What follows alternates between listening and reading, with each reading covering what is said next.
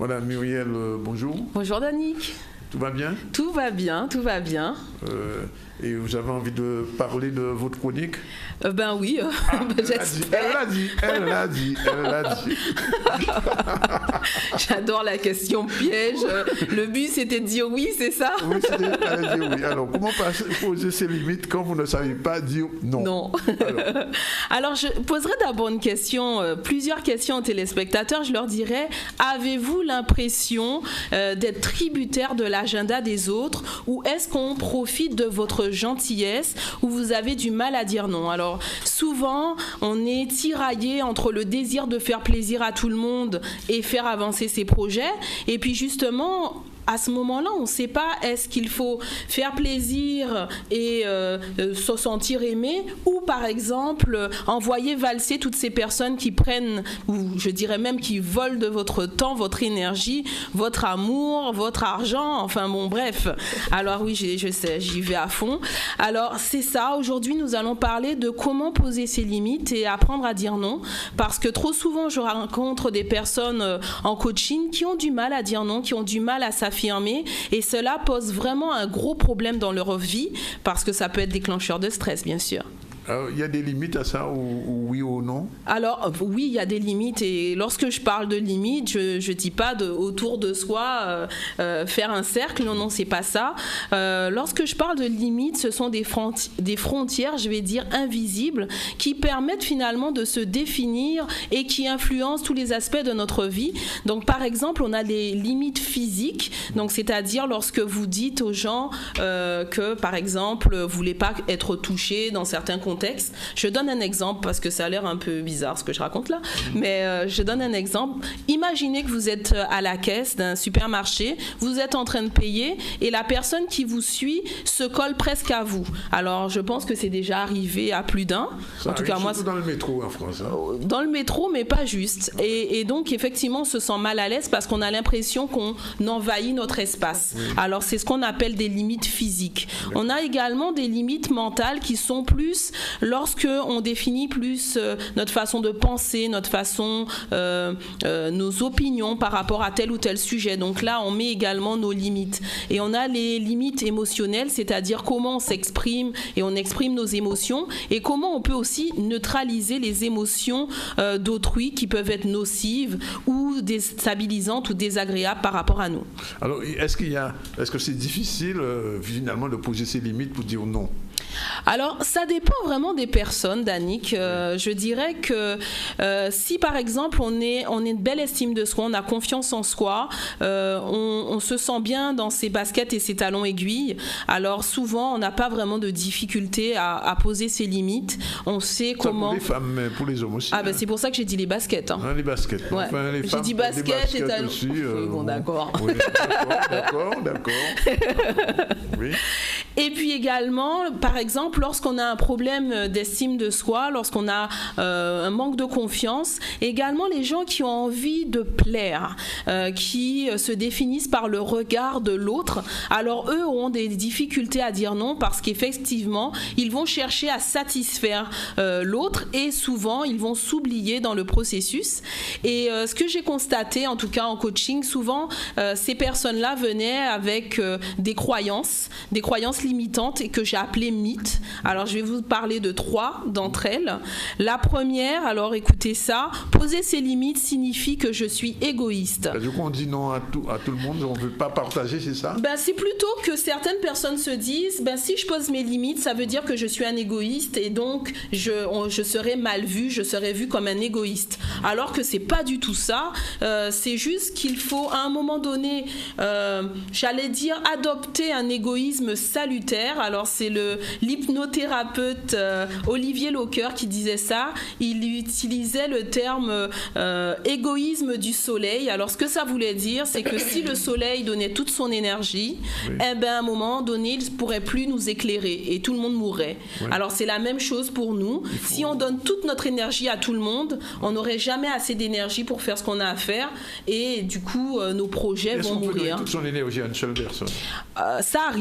Ça Ça arrive, mais bon, généralement, quand on est généreux de sa personne, on ne se limite pas à une personne. Hein.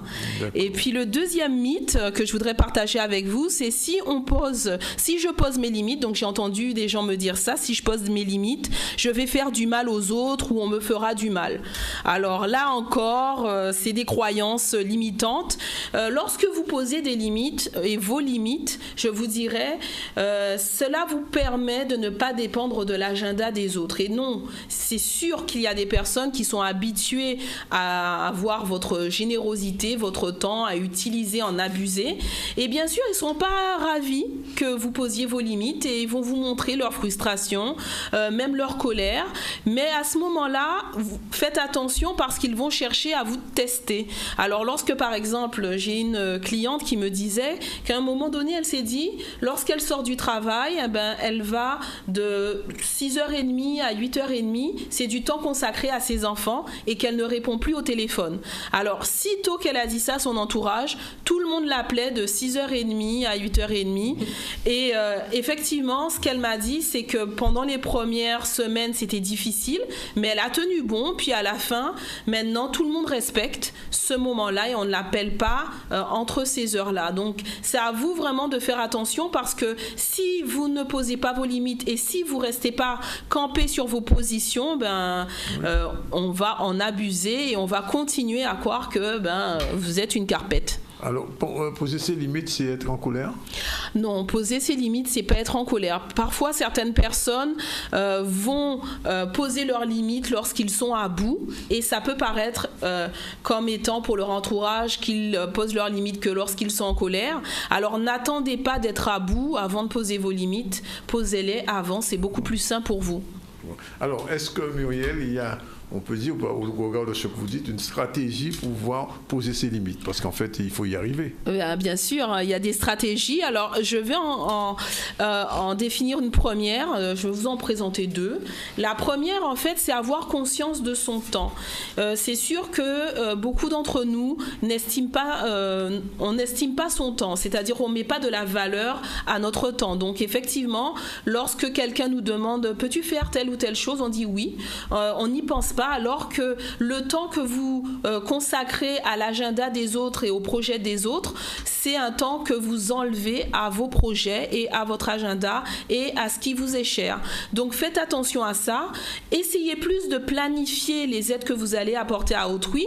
Et je dirais, vous pouvez vous inspirer un petit peu du psychologue Stephen Covey qui a écrit justement les 7 habitudes de ceux qui réussissent.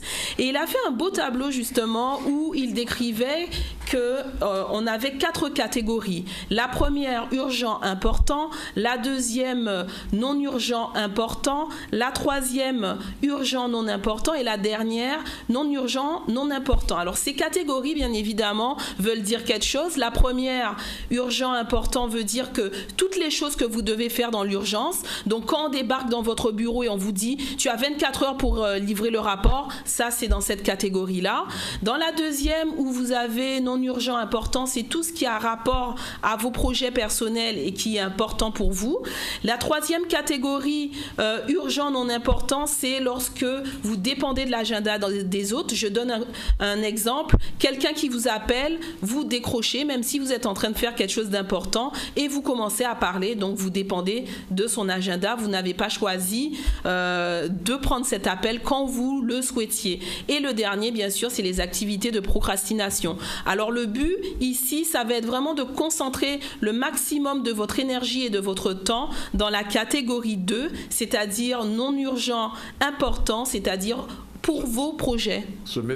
Utiliser ses propres projets d'abord, enfin, en exactement, se faire passer d'abord. Exactement. Oui. Alors, c'est pour ça que j'ai parlé tout à l'heure d'égoïsme, parce que certaines personnes peuvent vous dire « Ah, mais tu es égoïste, tu te fais passer avant tout. » Mais regardez, si on ne se fait pas passer avant tout, comment on pourra donner de l'énergie aux gens qu'on aime? Comment on pourra faire avancer nos projets? On va se sentir frustré. On peut aussi aller en burn-out ou en dépression parce qu'on se rend compte que on donne tout aux autres, mais on n'a pas du tout consacré du temps pour nous. Et le jour où les autres vous disent c'était bien gentil, mais j'ai pas le temps pour toi, on prend une claque. Ouais. D'accord. Alors, deuxième stratégie. Deuxième stratégie, faire attention de ne pas donner des mauvaises habitudes aux gens. Parce que souvent, lorsque on se retrouve et on abuse de nos limites, c'est souvent parce qu'on a donné de mauvaises habitudes. Je donne un autre exemple. Si au travail, vous vous retrouvez à faire des heures sup,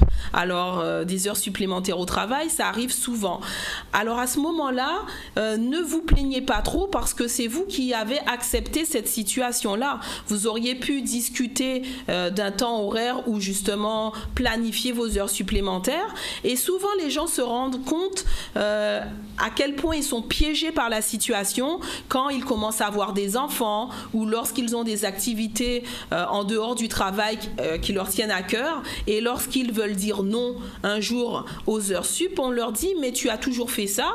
Et d'ailleurs, on leur dit « mais finalement, ces derniers temps, on remarque que tu travailles moins, tu deviens un petit peu fainéant, alors que en fait vous faisiez que des heures sup. » Alors c'est vrai que ça, c'est un retour de médaille, il faut faire attention à ça. Donc je dirais à ce moment-là, planifiez, discutez avec vos superviseurs, voyez un petit peu avec vos collègues pour pas rendre justement ces heures sup tout le temps, enfin qu'elles soient régulières, mais juste exceptionnelles. Voilà. D'accord. On a la charge de travail. Alors, en résumé, Muriel, finalement, on peut dire non. On peut dire non. Oui. En plus, on peut dire non avec le sourire. Hein. Oui, comme vous faites là. Je sais pas, Et si vraiment on a besoin d'aller plus loin, bien sûr, travailler son estime, sa confiance en soi, et puis aussi ses croyances limitantes, j'en ai parlé tantôt, ben on peut toujours venir me voir. Hein. Mendy, on se revoit demain. Oui, avec plaisir. Là, c'est une journée importante. Dans quelle catégorie on met celle-là? Ben, ça dépend pour elle. Hein. Si ça fait avancer ses projets, il n'y a pas de souci. C'est non urgent, mais important. Voilà, en tout cas, Muriel, merci. Si on veut vous joindre, il y a un mail et un téléphone. Alors, téléphone 0590 47 30 19. Rosie se fera un plaisir de vous répondre et également de prendre vos rendez-vous et www.carutera comme thérapie.com ou zcl.tv. Ce sera visible sur le site ZCL.tv à partir de demain. Voilà, il est pratiquement 14h. On a pris le temps qu'il faut, on a dit oui ou non. Et on vous remercie, Muriel. On vous retrouve la semaine prochaine. Et Mendy, pour la dernière fois demain.